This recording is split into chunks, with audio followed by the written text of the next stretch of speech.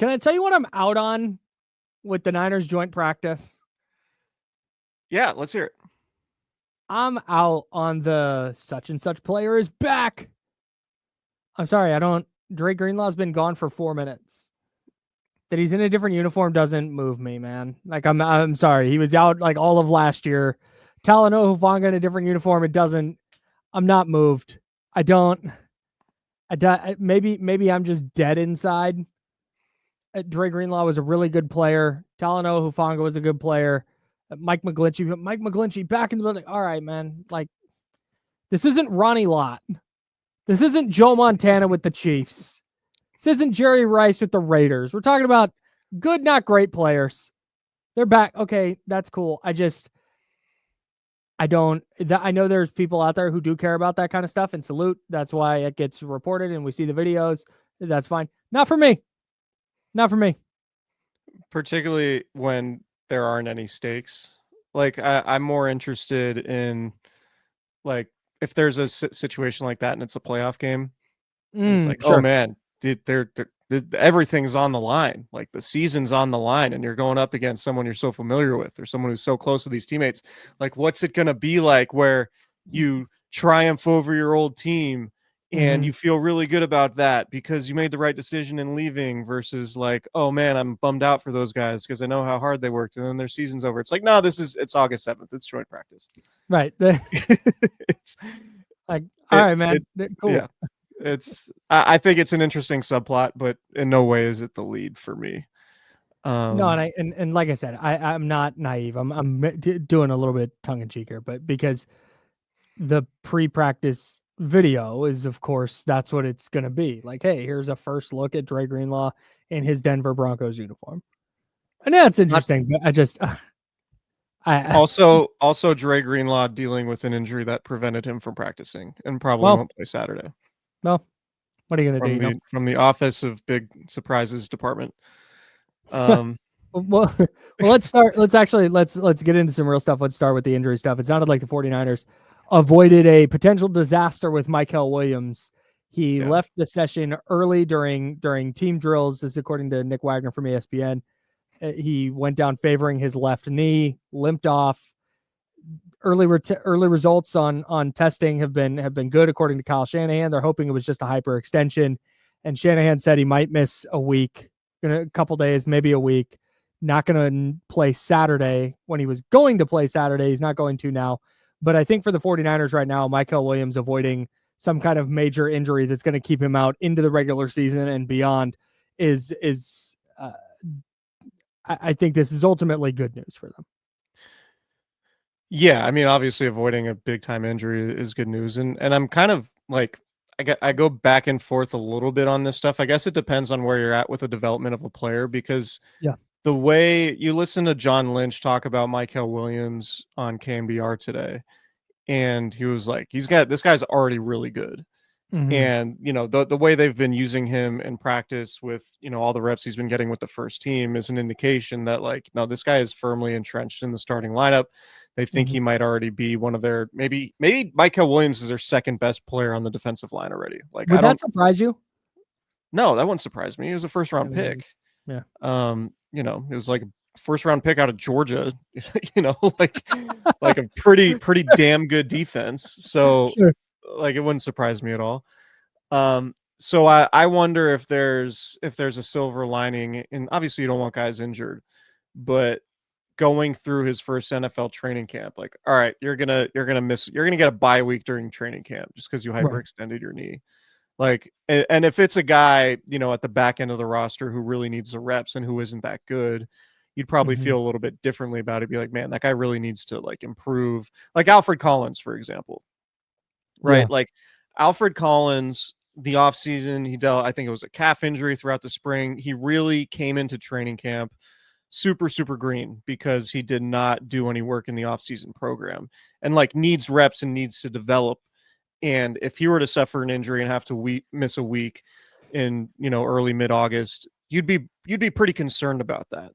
Where I'm coming from with Mykel Williams is that it sounds like he's playing well enough and earned enough equity from the coaching staff to where it's not the end of the world if he misses a week's worth of reps, and particularly like if he misses his first preseason game. So as long as it doesn't, get him too far behind in the developmental curve, obviously it's a huge sigh of relief that it's not a serious injury, but I wouldn't worry too much given how good he's been early on about him missing a week. Yeah. Now, on the flip side of that, Jordan James didn't participate today. And again, this is according to Nick Wagner, our favorite cast member over at ESPN. Jordan James was not present at practice. Kyle Shanahan said after practice that he broke his finger and will need surgery and will be out a couple of weeks. That's a situation where I don't think Jordan James is going to not make the roster because of this. But when you start talking about he missed time because of a knee injury, and then he is battling for a place on the depth chart and perhaps the chance to suit up on Sundays. But then Isaac Guerrero goes down with a shoulder injury, and it's like, oh, the door is now open for a player like Jordan James, a player like Patrick Taylor, a player like Corey Kiner, the undrafted rookie, to kind of kick the door down and maybe move into that backup number 2 running back role. And it feels like Jordan James is going the wrong direction in that regard, just because he's having a tough time staying on the field. And him missing a couple weeks is not going to be the end of his camp, right? It's not the end of it. Like, oh my God, Jordan James is going to play this year. But like Isaac Guerrero only played in the last preseason game last year, right? Yeah, he was injured throughout basically all of camp last year. Yeah, missed a ton of time, had the big kickoff return in the preseason. It's like, oh my God, here he is. So there's still time for that. But right now, it feels like Jordan James breaking his finger, having surgery, missing a couple weeks. Whereas what you're talking about with Mykel Williams, yeah, he's going to slot right back in with the ones. With Jordan James, that might be the difference between whether he suits up in week 1 or if he's a healthy scratch in week 1. I kind of think we're heading to James being a healthy scratch until maybe midway through the season, just because, like, I don't know. We're not going to see him play in the preseason, or at least on Saturday against the Broncos, right? So does he do anything on special teams? And, he's a small guy. He's 5'8", 5'9". Like he's not a big dude. And it doesn't seem like he's been getting return reps or he's even a returner. So if he doesn't have a role on special teams, it's going to be hard for Kyle Shanahan to justify suiting him up, I think.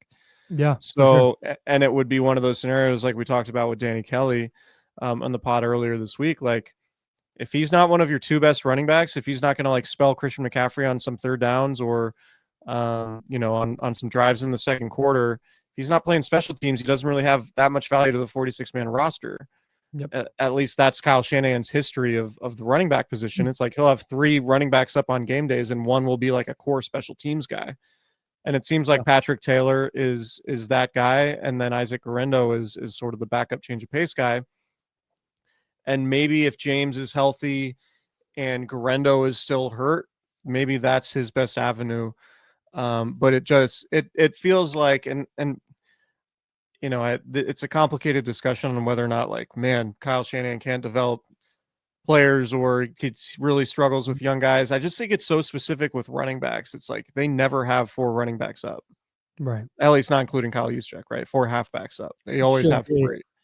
They always have 3 halfbacks. And if you're not playing special teams, which Jordan James now seems like he's behind the 8 ball even further, because if he were to play special teams, he would need those training camp reps. Exactly. And so it wouldn't surprise me if, it's a situation where it's like, oh, Jordan James is active for the first time this season and it's November 14th or whatever. You know what I mean? Like that one really surprised me. Yeah. Patrick Taylor tweaked his ankle in practice and is going to be out this week. So here's Jordan James. Right. That'll be up to Grant Blair, though. Correct. Guerrero has another hamstring injury, whatever. He doesn't, but that's an example. Right. So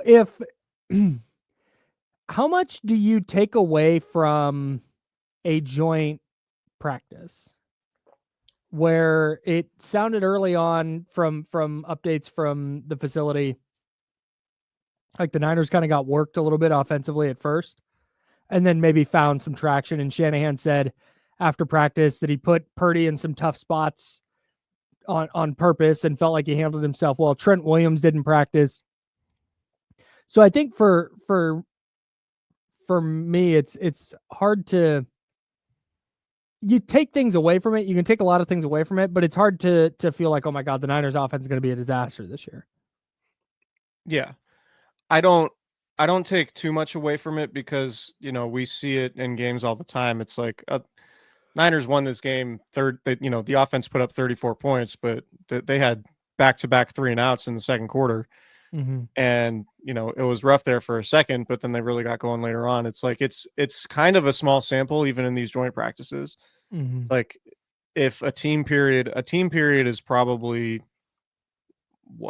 12 reps at the most when you're talking about like starters going one-on-one. Yeah. It's not so it's 12 plays is not a lot of plays. So yeah, I could definitely see a scenario where the Broncos absolutely, dominated the 49ers, particularly up front. But it sounds like the 49ers offense played pretty well in the move the ball period later on in practice and did okay in the red zone period too. So it's kind of what I expected, honestly, seeing the reports. Like, yeah, the Broncos defense is really, really good. It might be the best defense in football. The Niners offensive line is clearly the weakness of the offense. So I would expect things to be pretty tough. Does it mean that I think the 49ers offense is going to suck this season? No. But like, it's kind of what you expect. Like, it would be, I just kind of expect things to be a mixed bag. Like, it sounded like there were positive and negatives for both teams. I went through some of the Broncos reporters. They were talking about the defense and how well the Broncos defense was playing. But it sounded like the Niners offense got going later in the practice. So I think it's a mixed bag, and ultimately no fights, no major injuries. Like, these practices are meaningful, but they're not a whole lot more meaningful than a regular practice. Mm-hmm. They're still more meaningful than a preseason game, but the preseason should be abolished. But yeah, I don't take a ton away. I don't take a ton away from it, honestly. I saw a Denver radio guy saying everything I've heard from Broncos personnel and Niners beat reporters is that this is a Super Bowl caliber defense. They were the Broncos were 6th in DVOA last year. They were 7th in third in points allowed and 7th in yards allowed. They've been a Super Bowl caliber defense. They've been that good. Yeah. That's an awesome group. And I think if you're San Francisco at this point, and this is what we harp on all the time, I say you and me, obviously, but I think a lot of people harp on this with practice, where you'd way rather have Brock Purdy holding the ball too long, have an interception or two, you'd rather have all these things go wrong in this controlled setting where you can say, hey, we ran this play against this look. You threw it to this place. Here's what needs to happen differently, or here's what we need to do differently against that look. That's what this is all for. Like, you want to have success, obviously. You're not trying to fail. You're trying to succeed. But when you fail, or when a play goes wrong, you can learn from it. You always want to learn from a mistake, but in this setting, you can learn from that mistake without it costing you a football game. Yeah. You just get to go watch the film, and it's not like, oh, we lost that game. Like, no, you lost that rep. Yeah. And look, you can get your ass kicked in a joint practice, and it ends up being great for you in the long run, right? Like, just because, and again, we weren't there, but it's not always negative. Like, and yeah, the Niners aren't as talented as they have been in years past. They're a younger team than they have been. So it's still August 7th. And as we've seen throughout Kyle Shanahan's tenure, this team always plays its best football in November and December. When the Niners are clicking, they tend to end the season on a strong note, when they're not dealing with a ton of injuries like they did last year, right? Yeah. It's like the Niners are either like really good NFC championship game or Super Bowl type team, or they're just injured and their seasons go to hell. That's it. So it's this year, there's probably more nuance to the way we need to talk about them, because it's not going to be like they're going to contend or like they're going to be in between that at some point, like the contending team and the team that's bad because it's decimated by injuries, and maybe this season's the first time we see that. But yeah, I don't take a ton away from it because I just think it's part of the process of the season. Like, it's not the end result. Like, we, I do remember. So when I was covering the team in 2019, they went to Denver and we covered joint practices there, and they just kicked the Broncos' ass. And it was like, oh, the Niners are like, the Niners defense is really, really good. Yep. It's like Fred Warner was flying around, Nick Bosa was flying around, like they were just like dominating. Who was on the practice field? Who was the linebacker they signed that year? Quan Alexander. Yeah. Yeah. And it was just very apparent. It was like, oh, that team's really good. Mm-hmm. It sounds like there was maybe some of that, at least early on, from Denver's perspective. Like, like Denver's defense is really good. But Denver was 10-7 last year. Yeah. And they should be better with a rookie quarterback. And their expectation is to be substantially better this year. So the Niners could be going up against a great team. Yep. And I think there's value in the test of practicing against them. Yeah.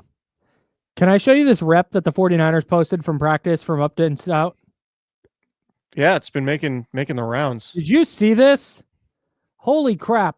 If you're listening on the podcast, subscribe to the YouTube channel. I think this is Troy Franklin he's going against. Number 11. Okay, so it's Troy Franklin.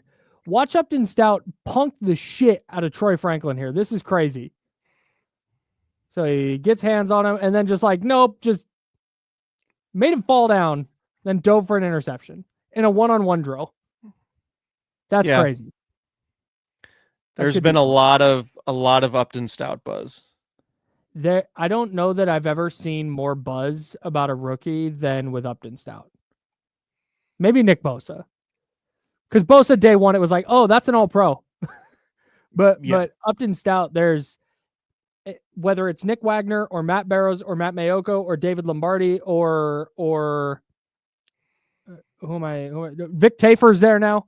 Like there's every day there's who, regardless of whose practice recap you read, there's something about Upton Stout doing something good in there. Yeah. And then Kyle Shanahan's talking about how he didn't need to learn how to be a pro. He's already got that intangible. It's just like, man, it really feels like Upton Stout's checking all the boxes to be an awesome player. Yeah, if Upton Stout is like an awesome, like plus level player, that is a huge development for the Niners because they lack depth at cornerback and they don't really have many great options at nickel outside of Upton Stout. Or at least if you do play Diamador Lenore on the inside, then you need to play somebody else on the outside. And beyond Renardo Green, you don't really have any other good outside cornerbacks. So if Upton Stout is good, you feel pretty good about the 49ers' top three corners, but you don't feel very good beyond that. And so Upton Stout becoming that type of player, given how sort of dire the depth situation is at that position, it would be massive, massive for them. And if he's just a guy, like, it goes along with everything we talk about with this team. They need to hit in the draft. They need to find star level, Pro Bowl level contributors who they can play on rookie contracts while they're paying huge money to some of these other older players. And if Mykel Williams can be one of those, Ricky Pearsall, Upton Stout, CJ West to a certain extent, right? Like, can some of these young guys hit in the same way that a lot of the young guys hit when the 49ers went to the Super Bowl in 2019? That's ultimately the reason why they became contenders. You had George Kittle, Fred Warner, Nick Bosa, Dre Greenlaw, all these, Deebo Samuel, all these guys playing at Pro Bowl levels, all pro levels on rookie contracts. That's the whole game. That's like hitting in the draft. So if Upton Stout can be one of those dudes, then that's a massive development for them. Yeah, Upton Stout and Mykel Williams this year for sure out of this year's class. But then if Ricky Pearsall, who by all accounts had a good day against a good secondary, I have unchecked my concern about Pearsall being good. He can play. I still have the health concern, but I had another concern like, hey, we saw Dante Pettis be really good in year 1 too, and then fall off. I always got to see it in year 2. So far, Ricky Pearsall, I'm unchecking that box. I think Pearsall can play. Whether he's wide receiver 1 or 2, I don't know. We'll see. But I think he's legit a starting caliber NFL receiver. You can go back to and watch, like, the biggest difference between Pearsall and Dante Pettis. I mean, obviously Pearsall's a better prospect, a first round guy. Pettis was second round, but Pettis was never a physical receiver. Right. He can move, and it's like, oh, he had good feet, and look at the way he can cut outside of his frame and all of that. It's like, cool, he can do that. There wasn't an ounce of physicality to his game. Right. You watch Ricky Pearsall, he sort of had, like, you watch him at Florida, he catches everything. Yep. In traffic, is fearless, takes hits.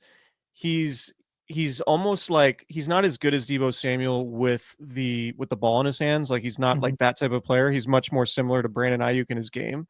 But in terms of like the fearlessness and the physicality he's willing to play with, that kind of reminded me of Deebo. Like, he's not scared to go over the middle, and he's not going to, his hands will always be solid. It felt like watching him at Oregon or at Florida. Yeah. So to me, that stuff translates. And I think I give Kyle Shanahan the benefit of the doubt on receivers that he drafts high. Like, if it's a second or third round guy, like, sure, I think there are questions.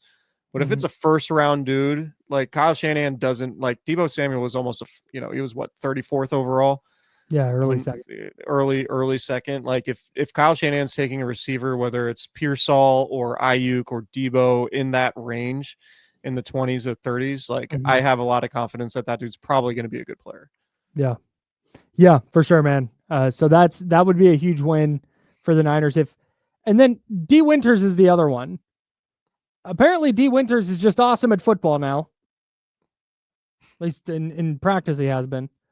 So that's another one. And again, I don't know if D Winters is going to be a good player or not, but it sounds like he's locking up the starting will linebacker job. And if he's good, now that's a third year player. So I'm going to lump him into this mix where it starts to look a little bit, you can squint and see the outlines of that 2019 team. Or not the 2019 team, but the formula that they use to be competitive right away. And so if you're getting all those players I just mentioned playing at starter, like even if D Winters is an average starter and Pearsall is a quality starting wide receiver, and then Mykel Williams and Upton Stout are high level players at their positions, that's, now you're starting to look at a team that might mess around and win 12, 13, 14 games. Yeah, I think 12 or 13 is probably overly optimistic. I think they're probably I just laid out an overly optimistic vision. Yeah. Sure. But yet that is the whole game. That is the whole game with this team. Can they develop guys that they draft? And can Brock Purdy continue to get better? And can, like, three things: Christian McCaffrey's health, or you can just say the health of their stars. That's it. Brock Purdy's development and hitting on draftees. Those, if they go 3 for 3 on those things, then there's a really good chance that they're contending in the NFC, because that's all we've seen under Kyle Shanahan. When those things happen, stars are healthy, hitting on draft picks, and the quarterback continues to get better, they're going to the NFC Championship game. They'll probably lose in heartbreaking fashion in the NFC Championship game or the Super Bowl, but that's just what the formula's been. They've broken it down. Have good players, have a good quarterback, have good young players. It's all it takes. It's not more difficult than that. Don't know why every team doesn't try it. You know? Yeah, man. How much do you take from joint practices? I think it matters a little, but again, context matters a lot too. That you're not. I don't think Kyle Shanahan goes into the team period or the move the ball period like, okay, we have to score a touchdown. You want to, but it's right. Hey, how does Brock handle it if we do this against this defensive look? How does the offensive line respond if we do this? How does it, like, it's information gathering more than it's, I think anyway, it's information gathering more than it is a test of, hey, how good are the Niners right now? Because it's August 7th. They're probably not going to be very good against a team that was one of the 2 best defenses in the league last year and one of the 2 or 3 best defenses in the league last year and got better in the offseason. Like, they're probably not going to look great. So right. I don't, and if the Niners had lit it up today, I probably would have felt the same, like, okay, that's nice, but the Broncos might be trying stuff defensively. Where it's so I think the bigger thing is injury stuff, and then individual performances, like how did Upton Stout look against another team? How did Ricky Pearsall do against Jahdae Barron and Patrick Surtain? Right. Those are the things that kind of matter. Yeah, and I think there's an element too of, like, just as an example, say Kyle Shanahan has something Brock Purdy can check to when he sees a certain look, right? Like, oh, you can change protection or slide a running back over to pick up this blitz in a game situation. But on the practice field, he's like, you know what? I'm not giving you that check. You're going to have to make a play against this unblocked blitzer. Exactly. Like, let's see how you handle this, which is something Kyle Shanahan might never do in a game. I'm not saying I just think stuff like that happens.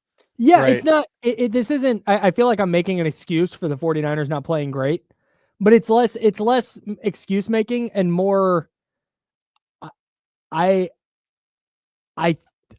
think there's maybe reasons why they didn't look great at moments. And so I care much more about what happens in week 1. Like, I'm not suddenly down on the 49ers because of today. You know, right. Like, yeah. And so I don't know. But there was good and bad. It's not like it was a mixed bag, right? It wasn't just like the Niners just got their asses beat the entire practice. It was like Denver's predictably really good defense held it down in the first few team periods, and then during the move the ball period, the Niners looked better, and in red zone they scored a couple touchdowns. Like, sounds kind of like what happens when 2 pretty good teams practice against each other. Yeah. And like you said, Denver might also, I don't think the 49ers right now, as of today, are a Super Bowl contender, at least not for me. We just laid out the way they could get there. But Denver is. I think Denver's really freaking good. Yeah. And the AFC West is going to be brutal, and maybe they miss the playoffs because the AFC West is just awesome. But it wouldn't shock me at all. Would you be floored if Denver won the division? I would have to think something happened with Kansas City from, like, an injury perspective. But no, I wouldn't be shocked. Like, if Denver won 12 or 13 games, I wouldn't be shocked. I would be shocked if they were the only team in the division to be in that ballpark. Okay, that's fair. But if Denver won 12 or 13 games, no, not shocked. Wouldn't be shocked at all. Like, that's a really high quality team. So they have one of the best offensive coaches in the league. They have a quarterback that he loves, who runs his system really well, and they have one of the best defenses in the league. Could they improve? And a great offensive line. And a great offensive line. Could they improve at the skill positions? Sure. And that's probably the difference between them being like, yeah, 11, 12 games sounds about right, to like, oh yeah, this is a 14-win team. Like, if they had some, like, hoopers at receiver and running back, then you'd think differently about them. But can I give you one last thought for me on joint practice? Sure. It's actually not about joint practice. It's a new football guy term we need to throw into our bit about football guys. Okay. Run fits. Nice. Our guy Ted Wynn from The Athletic, who's brilliant. He is extremely smart. I read almost everything he writes. But he said Upton Stout playing nickel with the first team and run fitting like a maniac. Love to run fit. Yeah. Just stacking and shedding on the. Out? Okay, that's fine. No, it's the football guyisms. The football guyisms is something I used to really, really care about. And as time has gone on, I care about less and less. There are other ways to say it. I'm inserting run fits into my jargon for sure. Sure. I mean, that's what Mykel Williams, really good run fitter. Dude, edge setter, run fitter. Stack and shedding. Anything else? No, it'll be good to have a game to talk about. Do want to offer some thoughts to Greg Papa and his family. Oh, absolutely, of course. Greg Papa, friend of the show. just obviously a legend in the sports broadcasting business and industry. Yep. It announced that he was dealing with cancer and won't be calling games, which is super unfortunate, but obviously wishing him all the best. And it's really cool that Guy Haberman's getting this opportunity. Obviously, you wouldn't love that. Salute. You don't love the circumstances, but the situation being what it is, I think it's really cool that Guy Haberman's getting that opportunity, and he absolutely deserves it. And I'm sure Guy is not, I'm sure Guy's going to embrace the opportunity and do a hell of a job, but I'm sure he's not happy at all to be doing this while Greg Papa is battling cancer. Because I know how much Papa means to Guy. And they obviously have a really good relationship. So anyway, just shout out to those guys. Shout out to Papa, especially dealing with what he's dealing with, and wishing him all the best. And hopefully we will hear him calling games as soon as possible. Yeah, absolutely, man. He is a legend. I can't remember a point in my life where I was consuming sports media in the Bay Area and Greg Papa was not part of it. Whether it was broadcasting games, whether it was on television, broadcasting games on radio, his radio show, NBC Sports. Like he is one of one, man. So rooting for him, and I know he's gonna kick this thing's ass. Yep. Salute. Shout out Greg Papa. Shout out Greg Papa. In a very awkward transition, Candlestick Chronicles Hazy IPA is currently available at Cooperage. Going up to Sonoma County for a wedding this weekend. All my friends were like, "Can you get me some?" I'm gonna roll up to this wedding, I think, with like 4 cases of Cooperage. Is I think what's gonna end up happening. Got a keg over your shoulder. Yeah, just but I'm excited about it. I mean, yeah, it'll be fun. But yeah, everyone's hitting me up. Everyone's responding to the Instagram posts or IG stories and like, "Bring me some." It's like, you can go to Cooperage too. I was gonna say you live up there. You go. Yeah, you go. It's different. It's different too. It's different for people I work with here in Sacramento, where I can't just be like, yeah, just drive down the street. Right. But luckily they can order some. CooperageBrewing.com. CooperageBrewing.com. If you live in the state of California and you're 21 and up, they'll just ship it cold to your front door. It's awesome. Yeah. So shout out Cooperage. Looking forward to that. Love them. And maybe we'll have some for the post game show Saturday night. Oh, it's probably a good idea. Hell yeah. So anyway, all right, we will talk to you guys later. Do a post game show. Probably go live on the stream on YouTube. If you want to listen to the podcast live, youtube.com/Candlestick Chronicles Podcast will be the place to do it. And if not, you'll probably have to wait till Sunday morning for us to post the post game reaction show. So, and if you want to be a goddamn loser and wait till Sunday, fine, I guess. Yeah. If you want to get the pod as fast as possible, check it out on YouTube. And otherwise, subscribe, rate, review, 5 stars. We love it, and we'll talk to you guys soon.